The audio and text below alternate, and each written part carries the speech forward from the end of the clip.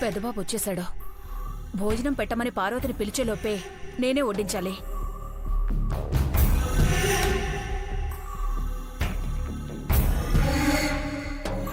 ఏంటి పెద్దబాబు అటువైపు వెళ్తున్నావు? ఏం లేదు పిన్ని. భోజనం వడ్డించమంటావా? వద్దు పిన్ని, తినేసి వచ్చేసాను. Good night. చేతిలో ఆ గిఫ్ట్ బాక్స్ ఏంటో చూడటానికి బాగుంది. అందులో ఉన్నది ఇంకెంత బాగుంటుందో చూద్దామన్న ఆశ, అంతే. నెక్స్ట్ వీక్ నా బర్త్డే వస్తుంది కదా పిన్ని. అవును. ఆ రోజు ఇలాంటి గిఫ్ట్ బాక్సులు చాలా వస్తాయి. మీరే అన్ని ఓపెన్ చేసి చూడండి.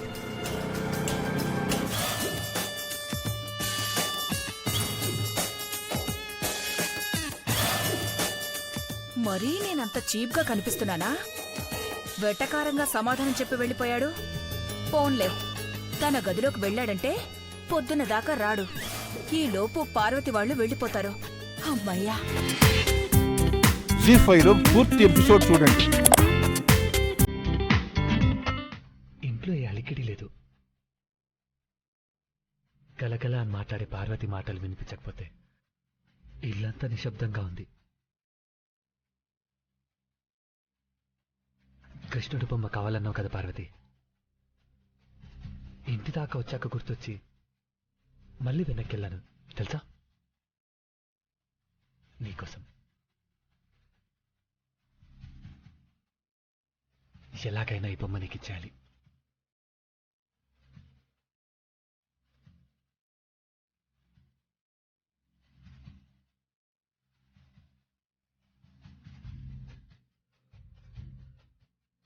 ఎక్కడున్నావో ఏంటో. అవుట్ హౌస్, గార్డెన్, ఇంట్లోనా? ఎక్కడుందబ్బా?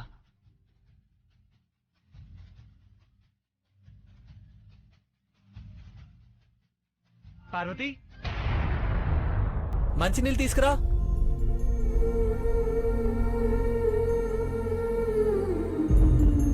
ఏ చిన్న పనికైనా పార్వతిని పిలవడం అలవాటైపోయింది.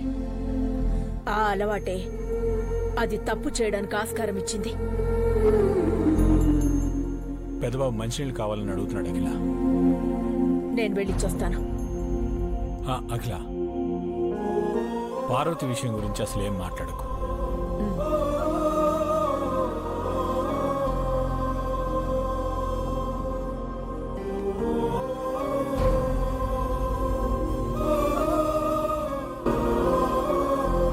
పార్వతికి బొమ్మిస్తే హ్యాపీగా ఫీల్ అవుతుంది.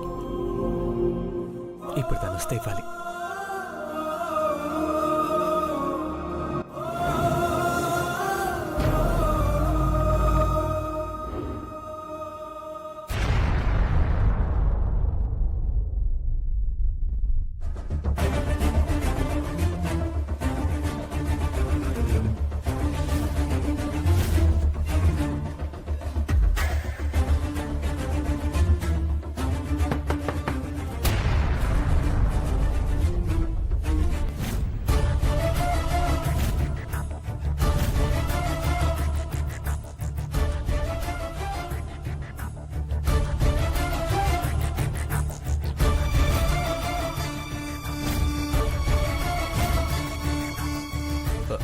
అమ్మా, వాటర్ నువ్వు తీసుకొచ్చావేంటమ్మా? పార్వతి రాలేదా? పార్వతి కావాలా, వాటర్ కావాలా? పని వాళ్ళు వస్తారు, పని అయ్యాక వెళ్ళిపోతారు. 24 hours ఉండాలి అంటే కష్టం కదా.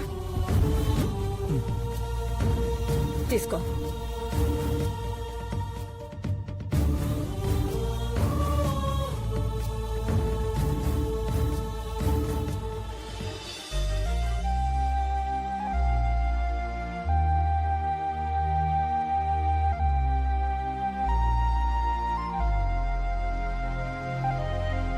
అందరికంటే ముందుగా సేవ చేసేది అమ్మే.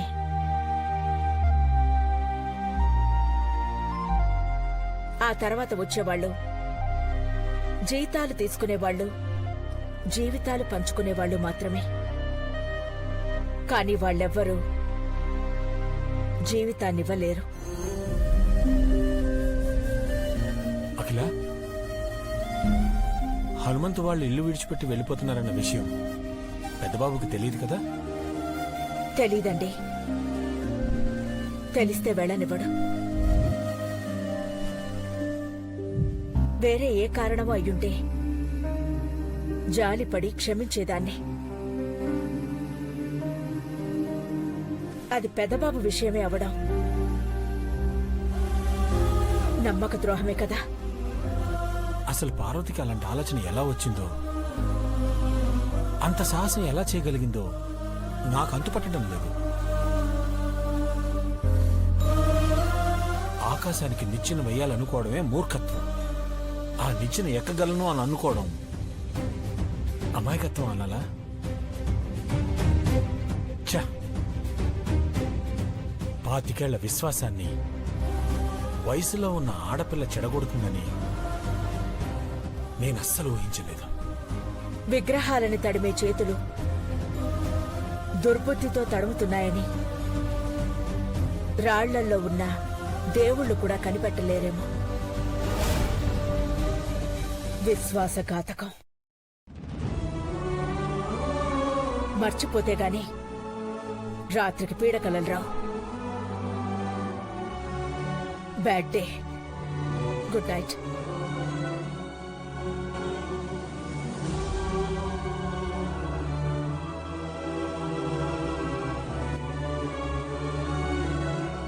పెద్దబాబు గారు, మీరు ఎల్లప్పుడు లేట్ అయినందుకు ఏమనుకోదు పార్వతి. పొద్దున కృష్ణుడి బొమ్మ కావాలన్నావు కదా, తీసుకొచ్చాను.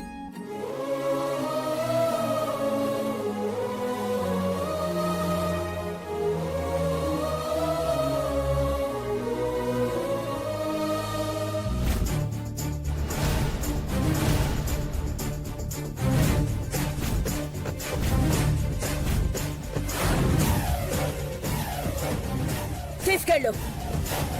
ఈ ఇల్లు ఊరు దాటించి తీసుకెళ్ళు. దాన్ని కనపడకూడదు. రేపు తెల్లారితే మీ కుటుంబం ఈ ఇంట్లో ఉండకూడదు.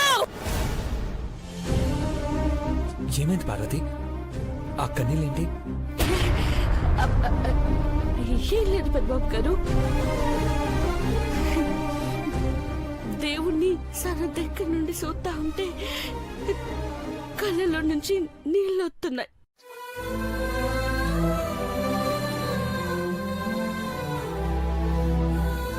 తీసుకో పార్వతి, నువ్వు కావాలన్నావు కదా, తీసుకొచ్చాను.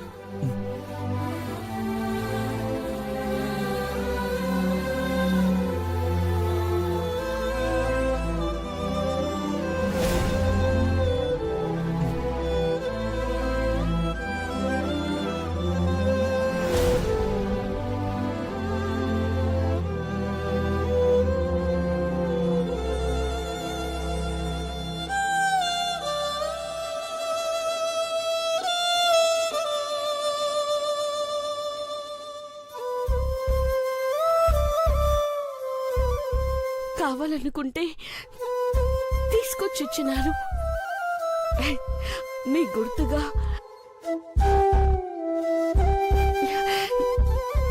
ఇంకెప్పుడు నాతోనే ఉంటది పెద్దబాబు గారు.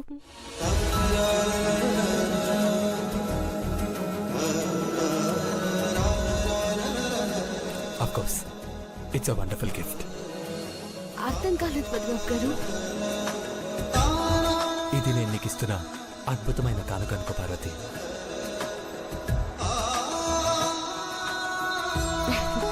అవును పెద్దబాబు గారు, దేవుడు అద్భుతాలు చేస్తాడు. అది చూసే అదృష్టం ఉండాలంతే. యాక్చువల్లీ రేపు మార్నింగ్ ఇద్దాం అనుకున్నాను పార్వతి, కానీ ఉండబట్టలేకపోయాను. ఐ మీన్, నువ్వు అడిగిన బొమ్మ నా గదిలో ఉండడం కన్నా నీ మదిలో ఉండడమే, అదే నీ దగ్గర ఉంటేనే బాగుంటుందని తీసుకొచ్చాను. తెల్లారగానే ఇంట్లో నుంచి వెళ్ళిపోవాల్సింది పోయి దున్నపోతులో ఇంకా పడుకునుందేమో. దేవా హాల్లోకి వచ్చేలోపు పార్వతి సిటీ దాటిపోతే కనీసం ఈ ఇల్లైనా దాటిపోతే బాగుంటుందన్నది నా ఏంటే కన్నాలేసేదానిలా కిటికీలోని చూస్తూ కొనుక్కుంటున్నావు? ఏంటో చెప్పండి. అడిగింది నేను, చెప్పాల్సింది నువ్వు. ఏసీ ఎందుకు దండగా అని కిటికీ తెచ్చుకుని నిల్చున్నాను. ఆ? నువ్వంత పొదుపు చేసావంటే బిల్గేట్స్ తర్వాత మనమే ధనవంతులయ్యేవాళ్ళం. మీకేం తక్కువ? పర్సనాలిటీ లేదంతే. డబ్బులేమైనా కట్టలు కట్టుకుని జేబులో పెట్టుకుని తిరుగుతున్నా అనుకున్నావా? ఆ రోజు కూడా వచ్చేస్తుంది. మీరు చెయ్యి చాచాలే గాని కట్టలు గుట్టలుగా పేరుకుపోవు. సిసి, మన ఆఫీస్లో పనిచేస్తూ మనమే లంచం తీసుకుంటే గొంగళి కప్పుకుని అన్నం తిన్నట్టుంటుంది. అబ్బా, పొద్దున నా మూడ్ పాడు చేయకండి, వెళ్ళండి. ఆ, ఆ. సంగీత సాధన అయితే చేయట్లేదు కదా. హ, పార్వతి వాళ్ళు ఎప్పుడెప్పుడు వెళ్ళిపోతారా అని గోళ్లు పీక్కున పిల్ల తచ్చాడుతున్నావు. నాకు తెలీదా? తెలుసు కదా, సంతోషం.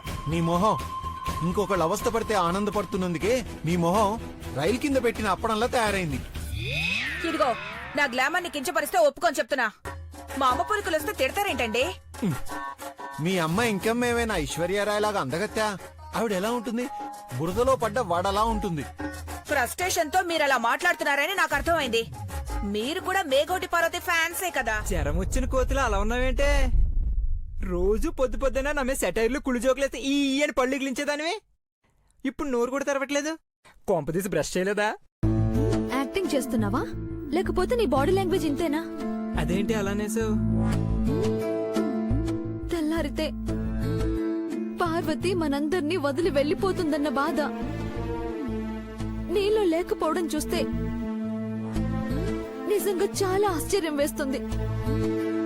అంటే నీకిన్నాళ్ళు సర్వీస్ చేసిన వాళ్ళు శాలరీ తీసుకుని వెళ్లిపోయే వాళ్ళలాగే కనిపిస్తారా?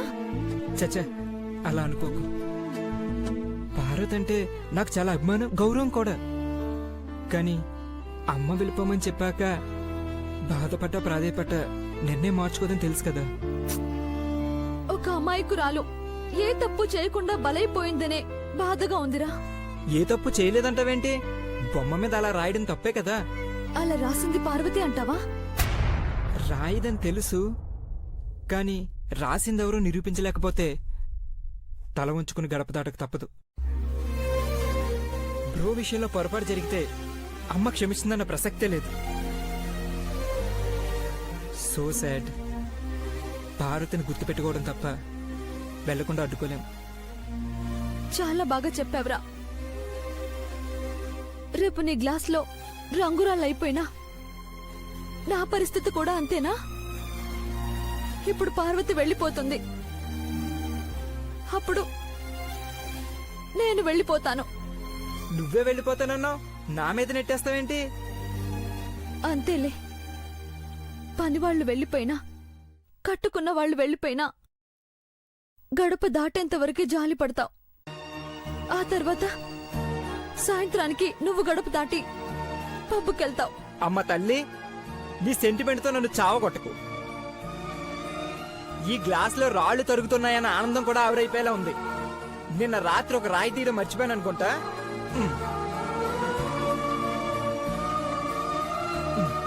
వస్తా.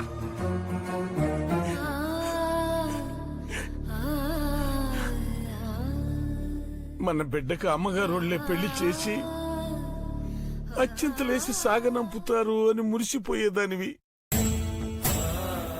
కొంచెం ఉంటే అమ్మగారు వాళ్ళే అమ్మాయిని చంపేసేటోళ్ళని చచ్చిపోయి నీకేం తెలిసే పాపం.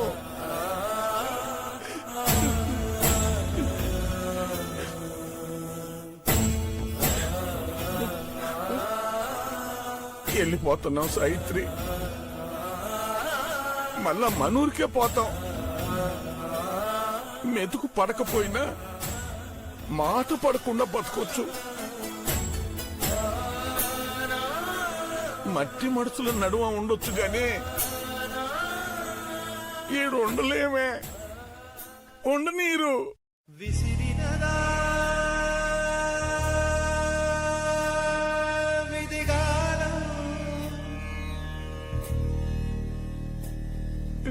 మిగిలినదా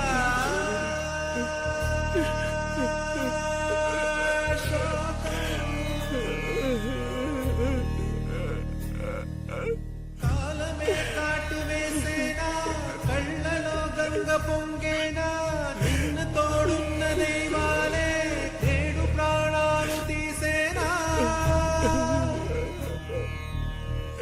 వేదన కాదలు మానవుని దేవుడు బొమ్మయ్యా. దేవుళ్ళే వద్దు పొమ్మన్నాక బొమ్మనే చేస్తావమ్మా.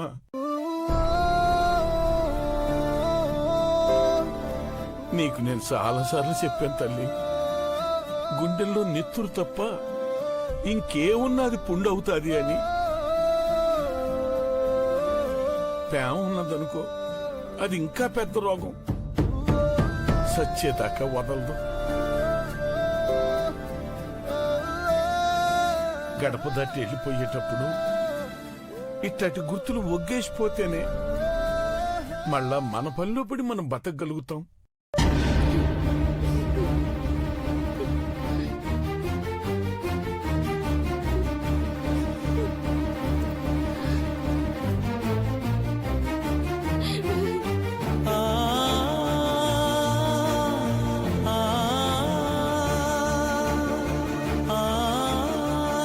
నీకిచ్చిన మాట తప్పని చెప్పినా ఇంత జరిగితే నేనేం చెయ్యనయ్యా. నీ తప్పేం లేదు అని నాకు కూడా తెలుసని చెప్పినాను కదా తల్లి.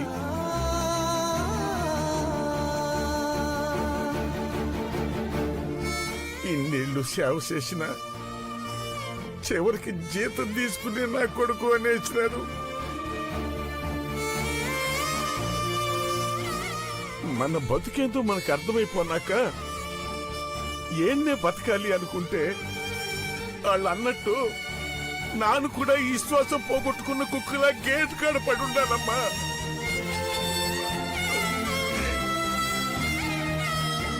అక్కనుండనియరు కదా నాన్న. మిమ్మల్ని నొగ్గేసి నానుంటానా? వచ్చేస్తాను, ముగ్గురు వెళ్ళిపోదాం. తిరుగాడే దేవుళ్లకు పాదసేవ చేస్తా ఉంటే ఏదో ఒకనాడు కాలితో తంతారని అర్థమైపోనాదిగా. బతుకు భారమైతే ఏ గుళ్ళోనో ఉందాం. విగ్రహాలను మెట్లను కడిగి ప్రసాదం తింటా బతుకుదాం. రాతి గ్రహాలు తన్నవు. దండం పెట్టుకుంటే అరిచేతి నిండా తీర్థం పోతారు.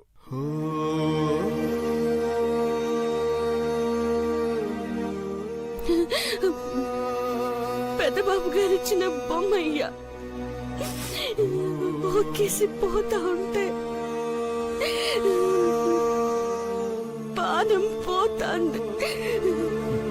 తప్పు చేయకపోయినా తప్పుడు మనుషుల్లా తలంచుకుని పోతా ఉన్నప్పుడు సంచిలో ఏదో ఎట్టుకుని పోతున్నారని సామాన్లన్నీ కింద వేశారనుకో, అప్పుడు ఈ బొమ్మ కనిపిస్తే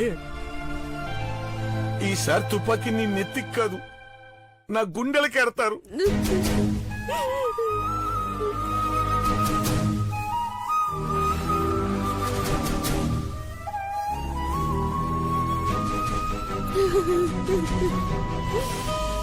మన ముగ్గురులో ఏ ఒక్కరిని చంపినా మిగిలిన ఇద్దరం బతకం.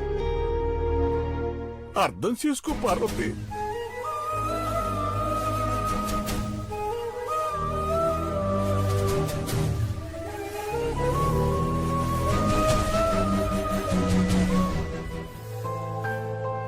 వెళ్ళిపోదాం పదక్క. గుండె బరువైనాక ఇంకేం అట్టుకున్నా మొయ్యలేం. పద పదరా. పదక్క.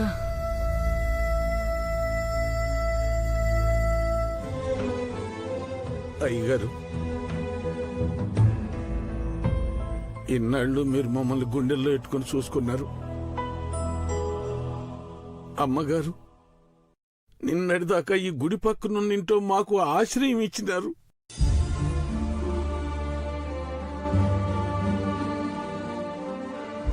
ఇన్నేళ్లు పనిచేసి చెత్త పేరు తెచ్చుకున్న మాకు ఇల్లెందుకు అని అమ్మగారు మా పేరు రాసి ఇచ్చిన ఇంటి పత్రాలు, కారు తాళాలు ఎడబెడుతున్నాను.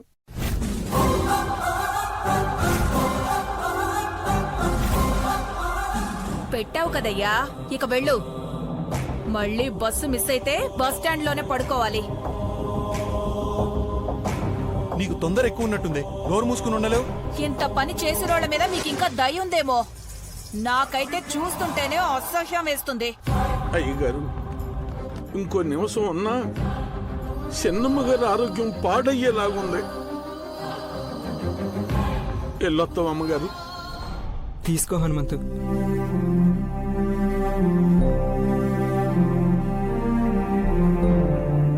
ప్రతి నెల జీతం తీసుకున్నాను చిన్నబాబు. చిన్నమ్మ గారే ఏలుముద్ర వేయించుకునేవాళ్ళు. ఈ డబ్బులేంటి బాబు? ఖర్చులకు పనికొస్తాయి ఉంచు. జీవితమే ఖర్చు చేసినాం. ఇక్కడి నుంచే నా శవం పోతాదని కలలు కనేటోడిని.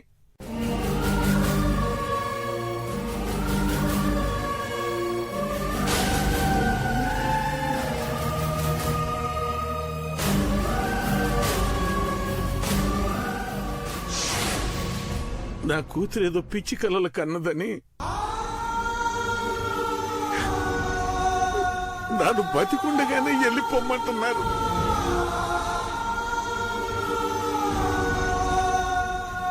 వెళ్ళిపోతున్నాం.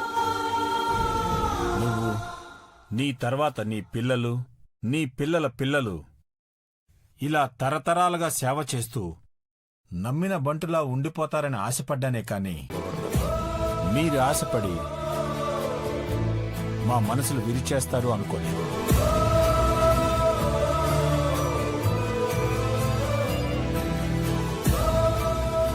గౌరవం పోయినా జాలైతే కాస్త ఉంది.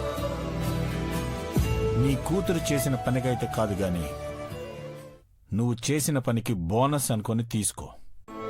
ఎంత మంచి పనోడైనా పనికిరాని పని చేశాడని ఒకసారి అనిపించుకున్నాక వాళ్ళింట్లో ఇంకేం ముట్టరాదయ్యా. వద్దంటున్నందుకు క్షమించండి.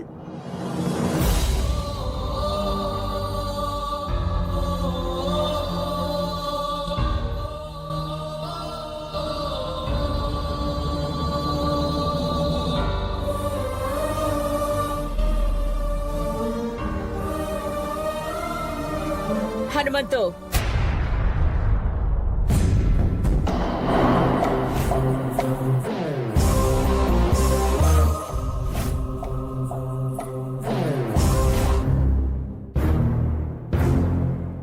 బతుకు తెరువు కోసం ఈ సిటీలోనే ఉంటారో, ఈ బతుకు బతకలేమని ఊరెళ్ళిపోతారో మీ ఇష్టం. కానీ ఇంకెప్పుడు నీ కూతురు నా కంట పడకూడదు.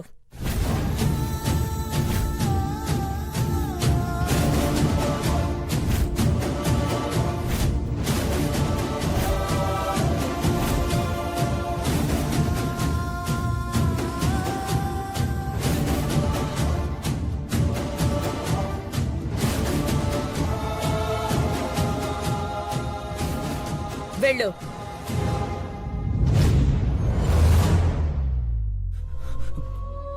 హనుమంతు, ఎక్కడికి వెళ్తున్నారు? ఈ లగేజ్ ఏంటి? ఏమైంది?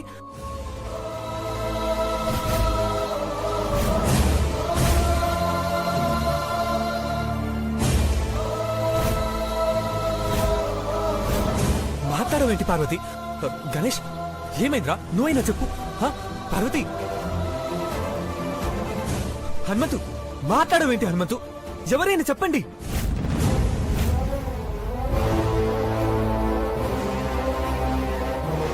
అమ్మా, అమ్మా, హనుమంతు వాళ్ళు వెళ్ళిపోతున్నారు.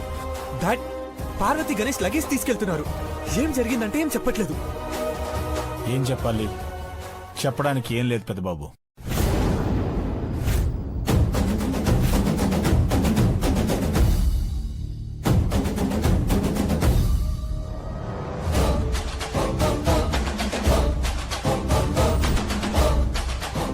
అదేంటి డాడ్, వాళ్ళు వెళ్ళిపోవడం కళ్ళ ముందు కనిపిస్తుంది. తప్పేదైనా చేస్తేనే కదా పంపించేస్తారు. వదిలేయ్. అమ్మా,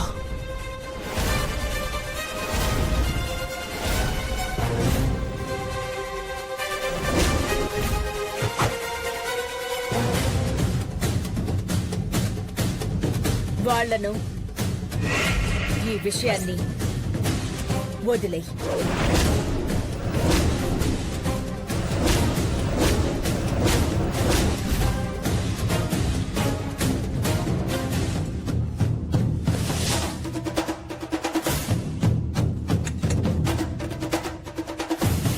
నన్ను ఎత్తుకొని పెంచిన హనుమంతు వయసు మరలి వెళ్ళిపోతే ఆ జ్ఞాపకాల్ని కూడా వదిలేలేమమ్మా. అలాంటిది ఈరోజు అందరిని విడిచిపెట్టి వెళ్ళిపోతుంటే కారణం ఏంటో తెలుసుకోకుండా ఎలా వదిలేయాలమ్మా?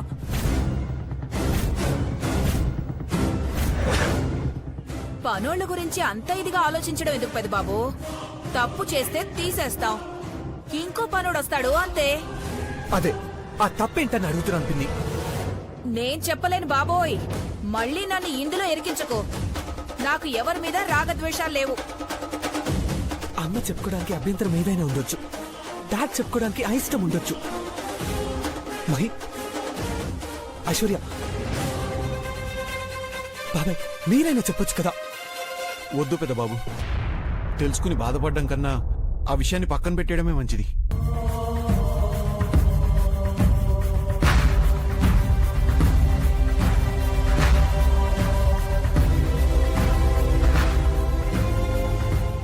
చిన్న విషయం అయితే ఎవరో ఒకరు చెప్పేవారు బ్రో.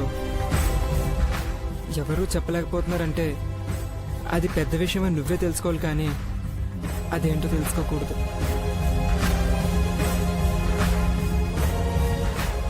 నిన్నగాక మొన్నొచ్చిన కోడలు ఎక్కువ మాట్లాడిస్తుందని తప్పు పడతారు.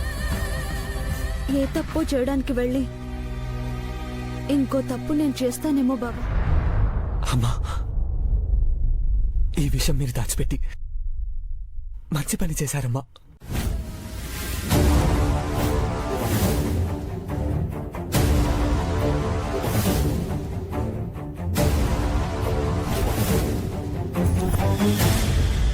ఎందుకంటే అసలు విషయాన్ని నాతోనే చెప్పేలా చేశారు.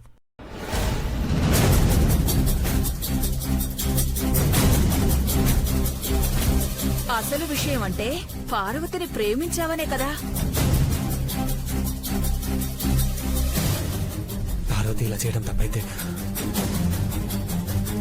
నీ కొడుకు ఘట్టం నేని దేవేంద్ర కూడా తప్పు చేసేసినట్టే.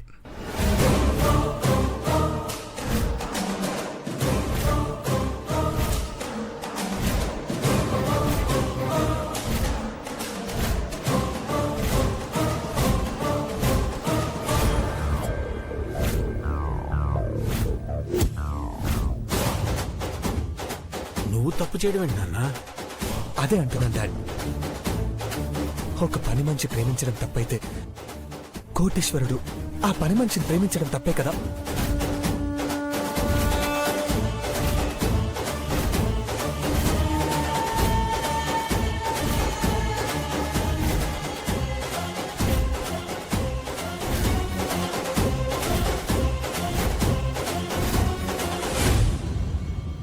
నేను పార్వతిని ప్రేమిస్తున్నానని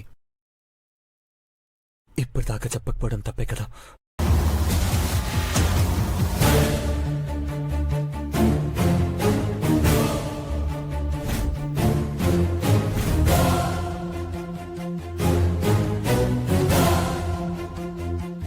అమ్మా, నీకు ఈ విషయం చెప్పాలని చాలాసార్లు ట్రై చేశాను,